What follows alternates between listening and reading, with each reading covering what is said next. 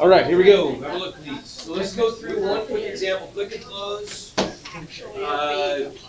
Put all instructions away. You can put aside your conversations for a little bit, and let's take a look. Jim, Trey, look up here, please. It's 7 on the notes. Yeah. Let's go through one more of these. So let's practice graphing a piecewise function. Right, so we got 3 pieces, so talk to me about this. Somebody raise hands, everybody, you guys can all contribute a little bit here, and let me know what's going on. Yeah, no, this is on the notes. Yeah. That I did last night with his yeah. Which number is it? Oh, sorry. Number 7, yeah. When we start on the order for 2x. Okay, so we got a suggestion, right? So 2x, we're going to graph the line 2x. If we graph that line, we start on the origin, right? Yeah. That's 1 point, and then what would we do for a slope triangle? Up, down, up to over 1. Up 2 over 1, and that's fine. That's going to give us the shape of the line, But we but, should go the other way. okay, good, but where are we going to graph this thing? From -2 to the left, correct? Okay, so we could even like make, see what I'm saying? So we could even make like a little, let's make a little partition for this part of the function, how about? So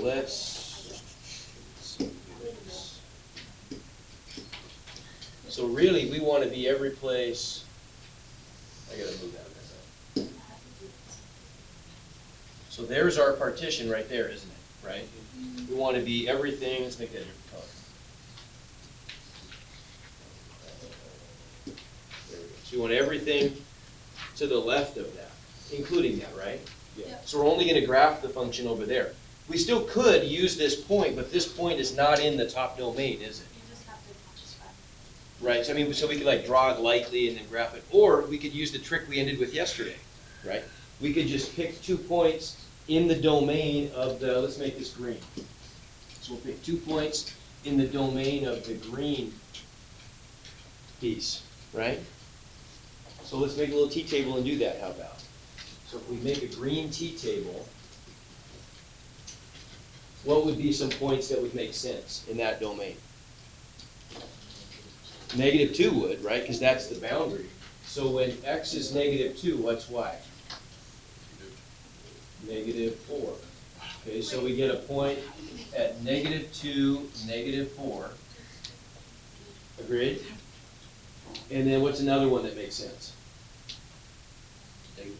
-3. So if x is -3, y is -6. Okay, so there's another one. And we're only going to graph this for values less than or equal to -2. So right there. Make sense?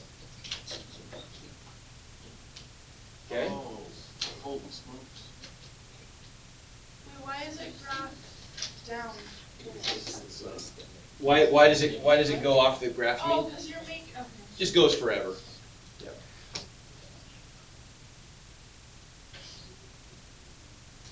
Okay, questions? Give me a 1 to 5 on that. What do you mean 1 to 5? Just on so far. Understanding? Understanding so far, yeah. Well, we haven't done the domain, right?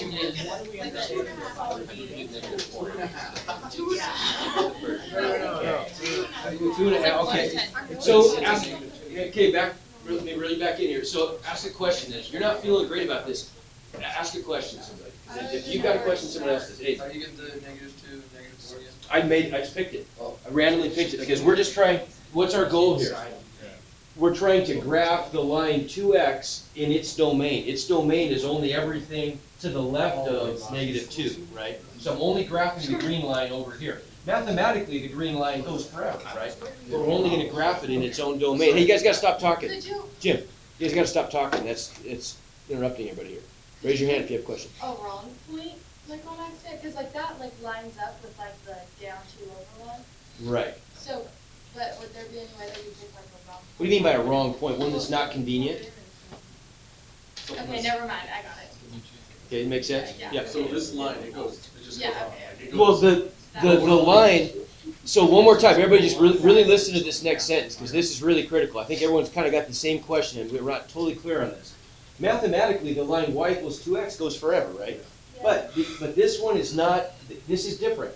This one has a domain attached to it, right? So what that's saying is, the top piece of the function, it's y equals 2x when x is less than or equal to negative 2. When x is something different, it's going to equal something else, right? So we only graph that top piece in its domain. Think what a domain of a function means. The domain is the set of all of the input values for that function, right? We can have, like if I were to ask you, here's another way to think about this. I'm going to introduce some more vocabulary to you. We're not going to need it right now, but it'll come up later in the year anyway. If we talk about the natural domain of a function, that means all the biggest possible domain, right? So what's the natural domain of the line y equals 2x? All real numbers, right? There's no reason that we couldn't mathematically plug in all real numbers, right? But we could restrict that domain. We could restrict the domain by imposing restrictions on the domain. We might only want to use that domain over a certain interval, right? Like a lot of times when we use math to describe real-world things, you know, we don't want to use the entire mathematical domain. Like what if we're talking about, for example, a mathematical function that represents, the length of the x is the side length of a triangle or something, or a rectangle. Well, x couldn't be negative then, right? Because it wouldn't make sense. You can't have a negative length of a side, right? So we'd have to say the domain is only values greater than 0 then, right? So we could impose a restriction on that domain, even though mathematically, maybe it could be anything. See my point? Okay, so the same kind of thing is going on here. Sometimes there are other types of restrictions though, and this is a topic for the future, but we can bring it up now. What if I had the function like y equals 1 over x? What's the natural domain of that function? Are there any values of x that we could not input? 0, right? Because if I put 0 in for x, I'd be dividing by 0. Everybody get that? So the natural domain of that function would be x is not equal to 0. Anything else is fine, right? But x cannot equal 0, right? Okay, so the natural domain of this function up here, y equals 2x, is all real numbers, but we restricted it. So we're only going to graph it to the left of that line, right? Okay, what about the middle piece? So the middle piece is going to be blue. What's the domain of the middle piece? X is what? Greater than negative 2 and less than 4. Okay, so then we should be able to, let's see, so let's partition that one off also.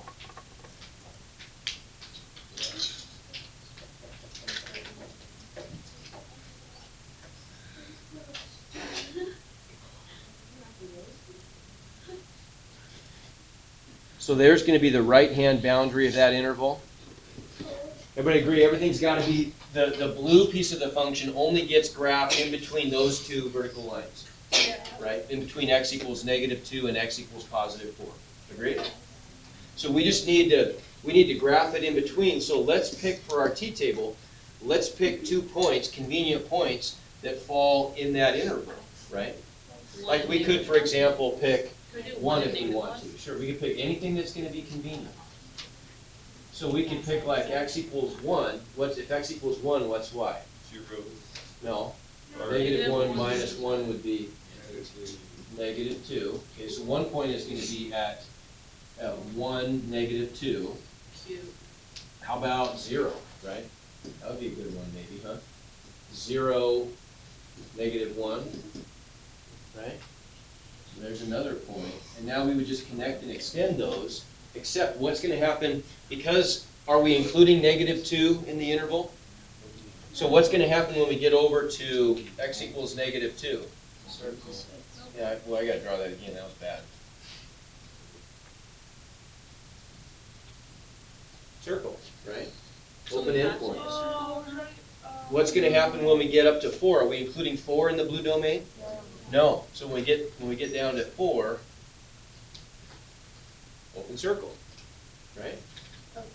You get the idea? And if we want to know exactly what is the y value for that endpoint, I could, if I wanted to, put in x equals 4. And I would get back negative 1 minus 4 is negative 5. I just have to recognize that that's gonna be an open endpoint though, right? Because I can't actually get there, but that's where the line would go, agreed?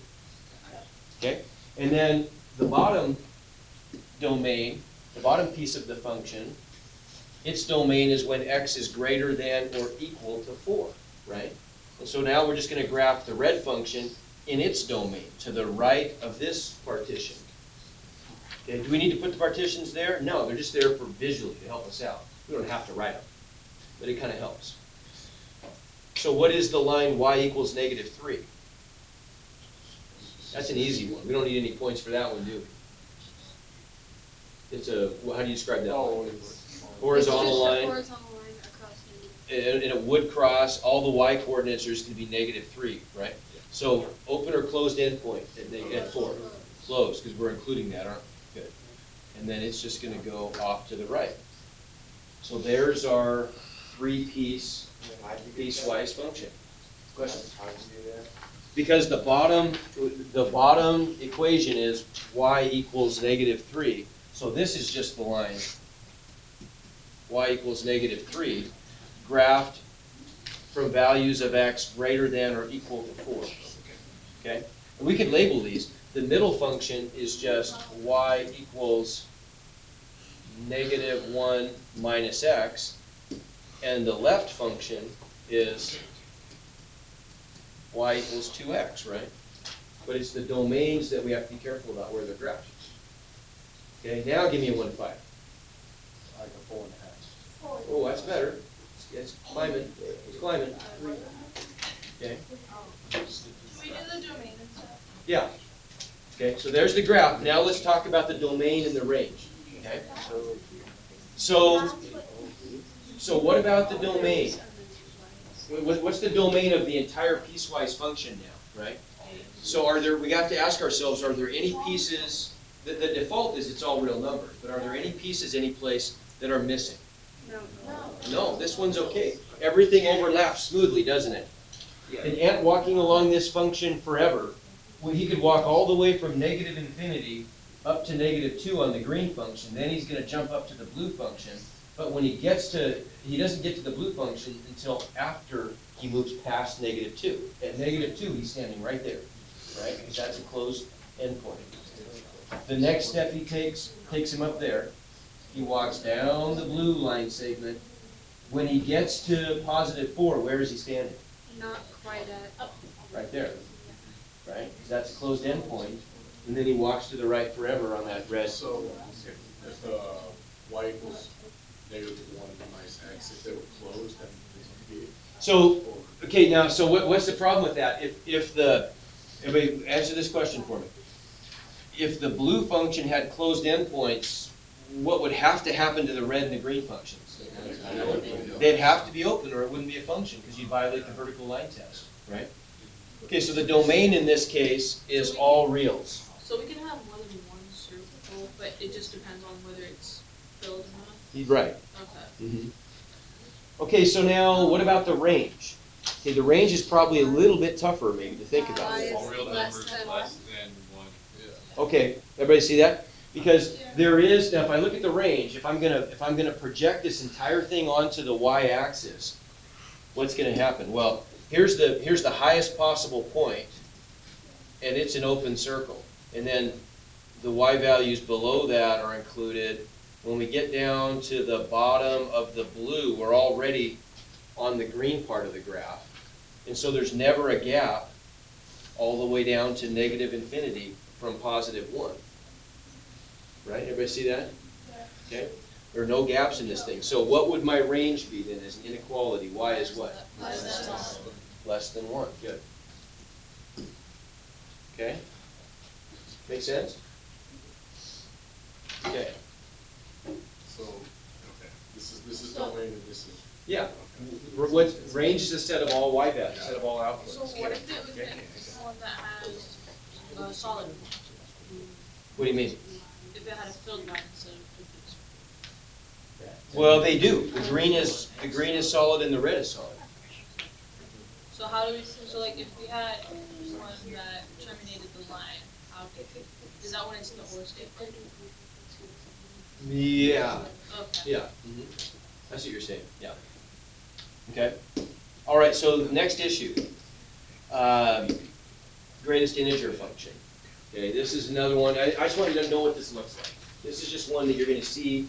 We're not really going to do much, if anything, with this year, just a tiny bit. But it's something we're going to use like in calculus. So I want you to at least see it. Okay, the greatest integer function is written like this. Greatest integer function is written as y equals, or f of x equals, it's like a double bracket. Looks like that. Okay?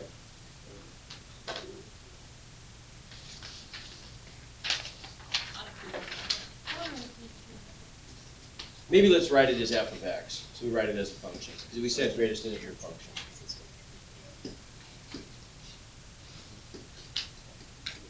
Okay?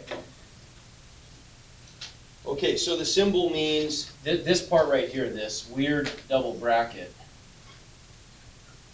means greatest integer.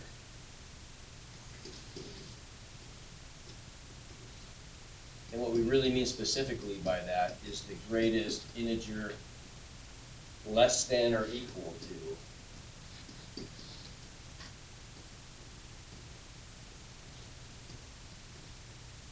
x. Okay. So this is sometimes called, I thought it said something about that. Oh, it does. This is sometimes called a floor function. Okay, and I like that terminology better. This greatest integer is hard to say. Floor function makes sense. Think what this means. The greatest integer less than or equal to the input. So what's the greatest integer? Let's try a couple of these. What's the greatest integer function evaluated at 7? So the floor of 7 is what? What's the greatest integer less than or equal to 7? 7. Yeah, it's 7, isn't it?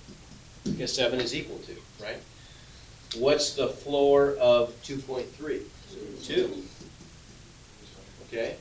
What's the floor of negative 4.8?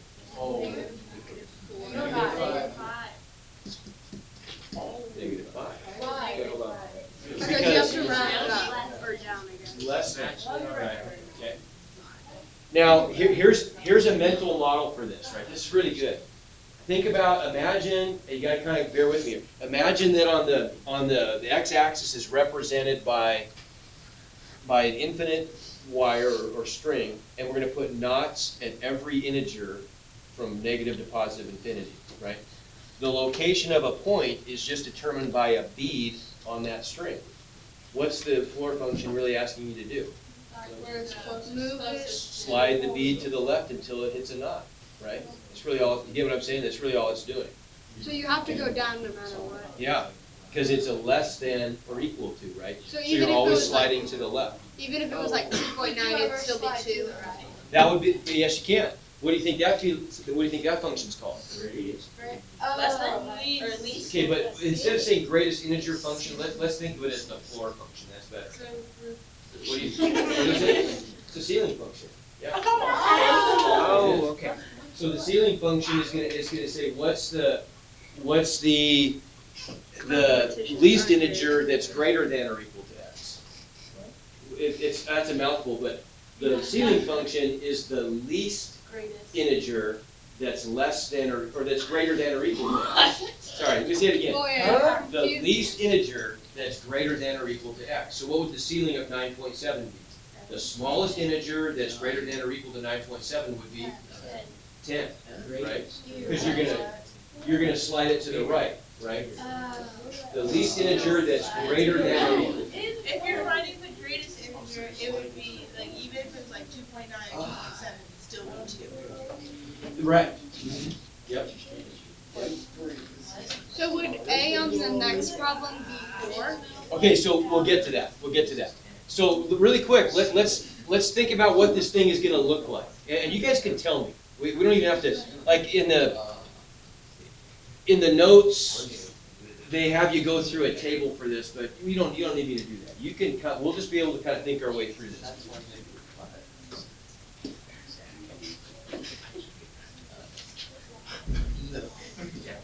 So let's graph the floor function here, the greatest integer function.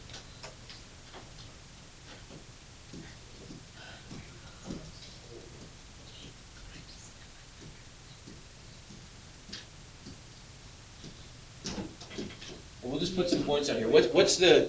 What's the floor of 1.2? 1. Okay, so that's gonna be right there, isn't it?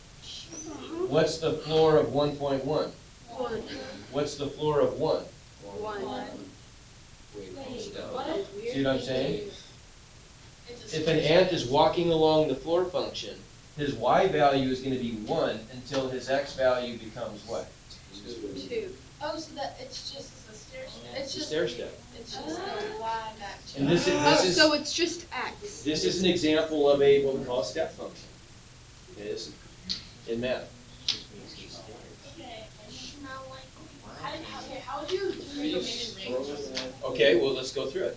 Ew, that looks awful. Geometry. Wait, is that what we're? Wait, Ew, that looks bad. Okay, so everybody agree that's the floor function. The greatest. Say it again. No, it's not Orioles, right? Because of the open points. But the open points are like. Oh, that's Right. true. Yeah. Okay. I'm just using. So the domain is what now? All reals. Yeah. Right. Because there's never an x value missing. You can input, and now think about this, that makes sense, because is there any, the domain is all reals if there's no restriction on any input value. Is there any value I couldn't put into the greatest integer function? No. I can put any value in, I'm gonna get back an answer, right? There's no number I couldn't find the floor of.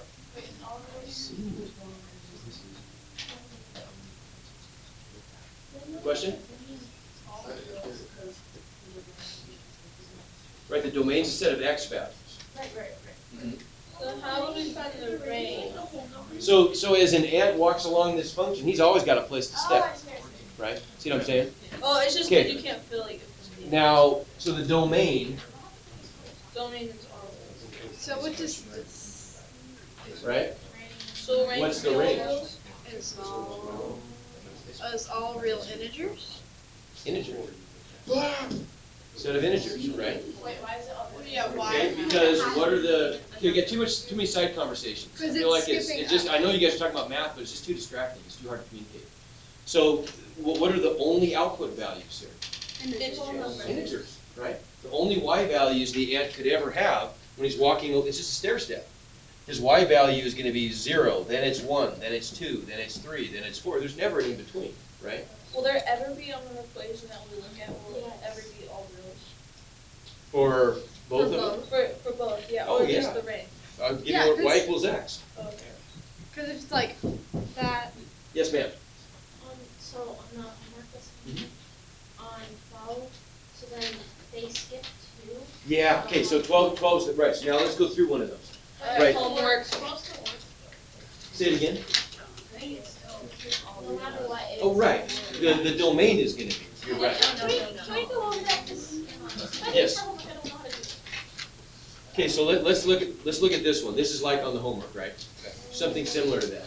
So the way we can go about this now is let's go ahead and use a table. Let's see if we can make, we can see what a pattern is, and then after we get the pattern, we'll go back and ask ourselves if we could have maybe reasoned ourselves through this without the table, okay?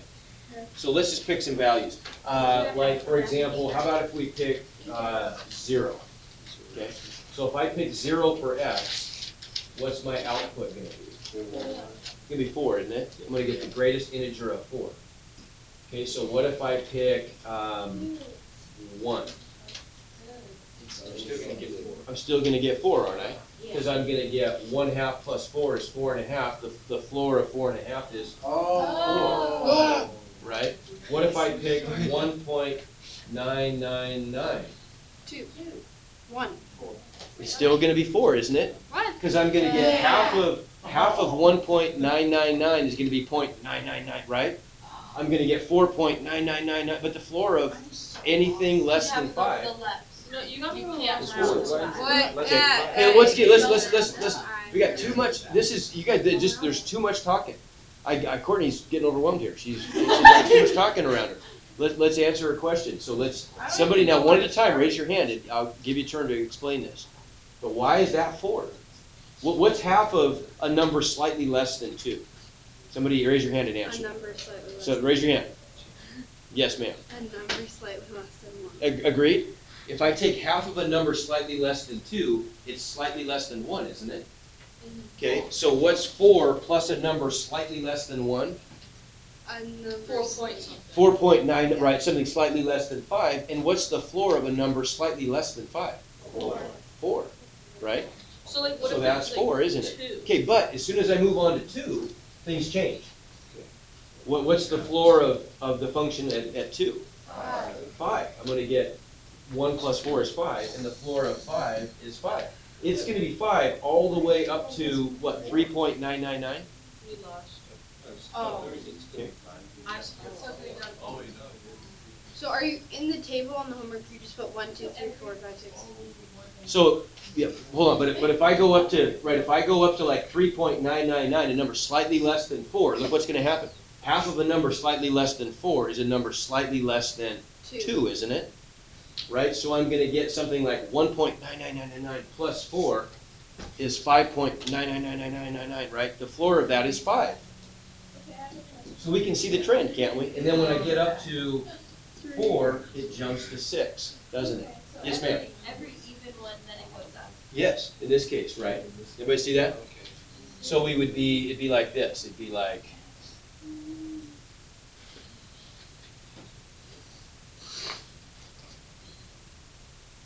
what's it going to be back here, do you think? Okay, If I continue to the left, what's going to happen? It's going to go down. It's going to look like this, isn't it? so Right? always put open dots on the right. Oh, because For a it's floor not- function, you have to put open dots on the right, don't you? So we just, okay, so like 4, we start at 4, we make our line, and then how far we extend the line is our slope? That's what the half is, or so? Like we go over 2? Like if it was 1/3, we'd go over 3? You go over, right. Oh, Yeah. Yes, ma'am. But how would you write the The domain in the range, okay. Courtney, you have a different question or same question? Okay, let's do the domain in the range, and then if you go back, we'll go back to your question. So what's the domain in the range going to be then? Katie, what's the domain, right? What's the domain? All reals, right? Because look, there's never a gap. There's always the closed endpoints overlap the open endpoints. And so the ant always has a place to step when he's walking along this thing, right? So we have the domain is going to be all reals, right? Yeah. Okay, now what's the range going to be? Integers, the set of integers, right? Because once again, we get integer outputs, and so it's going to be the set of integers. So is it like that? Oh. Go ahead, that's fine. So is it like that for everyone? Yeah, it is. Now, I could change it, though. What if I wanted to tweak this a little bit, what would have happened, do you think, and we're just speculating here, we're going to talk more about this next time. What if I put a 2 out front? like just 2 ends? Like if I put a 2 out in front of the bracket? But you cancel out the half then. Okay, that would have, think what that would have done. If I had multiplied all those outputs by 2, this would have been an 8, that would have been a 10, that would have been a 12, right? And so then the steps are going to be how big? 2. 2. 2, It's gonna be- right? Wait. And so then it wouldn't have been necessarily the set of all integers, it just would have been the set of even integers, right? So Yeah. how do we do that? Just even integers? So how would you represent, like, having only odd or only even? Only even integers, okay? That's a little trickier, so it's a great question though. How could we say, let's do this, here will be our challenge for the day. We want to somehow be able to write the set of even integers and the set of odd integers. Okay, and you're not gonna have to do this, but eventually calculus will, right? So how do we say the set of even integers? Okay, I'll start you off. Let's say that we're gonna take n is just gonna be some integer. That means n is an element of the set of integers. N could be any integer. What could you do? You say that it has to be multiple to. There you go. So if n is any integer, then 2n is the set of even integers, right? Because how do you make an even number? If I take any integer and multiply it by 2, it's even, isn't it? Yeah. Right? Agreed? Okay. So if n is an integer, then 2n is the set of even integers. How would I say the set of odd integers? 3. Three, I think. No, 3n, let's check it. Let's check 3n. 1.5. Because if I try 3n, 3 times 1 is 3, works. 3 times 2 is 6, oh darn, Is it 1.5? Oh. right? See what I'm saying? Not two. So. It's 2n minus 2n minus 1 or 2n plus 1. Oh. Ethan, why didn't you have that was hard as all? So is that all you would? Yeah, I ain't going to Stanford now. Stanford don't seem. So the set of odd integers, and that makes sense, doesn't it? Because what's the definition of an odd integer? Any non-even integer. Well, how far away are the even or the odd integers from the even integers? 1. 1, right? So the way I could say an odd integer is to say an even integer plus 1 or minus 1. I got to step forward 1 or backward 1, right? So I could just do 2n plus or minus 1, doesn't matter. That's all you put there, you don't Yeah, have to. that's right. You'd have to say, so if you wanted to identify the set of odd integers, you'd have to say n is an integer, then it would be 2n plus 1 or 2n Can't you minus 1. write just 2z? Is that Ben? No. And you said E. That's the symbol element of. So it's this. It's n is the element of z. Oh, Meaning so it's a we're part gonna- of. It's an element of means it's contained in or it's a part of the set of integers. Z means the set of integers. Remember going back to the very beginning of the year, that's our symbol for integers. Oh, so N, E. So n is, I'm just saying n is some, Wait, n is just an integer. That's all I'm saying. so for the, if it's odd or even, do we still put z at the end of it? Like if it's a set of odd integers. We would just say this, we'd say if n is an integer, then 2n plus 1 or 2n minus 1 means an odd integer, a set of odd integers. So you don't have to put the z. Well, I mean, you should say this first, just so you know what n is. Or you could even just say if n is an integer, then 2n plus 1 or 2n minus 1 is an odd integer. And that's for a final answer, we put in like Yep. the something, the Hey. N. Right. Okay, make sense? So all you're ever gonna have to do is one I'm not really gonna ask you to do anything crazy. All I'm asking you to do is use a table just to establish what the pattern is, right? That's it. Okay, and then once you establish the pattern, the floor function, greatest integer function, is always just a stair step. You just gotta know what's the pattern that makes the stairs, right? That's it for now.